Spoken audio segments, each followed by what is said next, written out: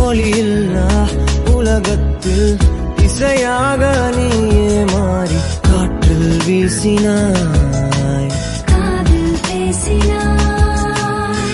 மொழியில்லா மௌனத்தில் விழியாலே வார்த்தை கோர்த்து கண்ணால் பேசினாய், கண்ணால் பேசினாய். 100 ஆண்டு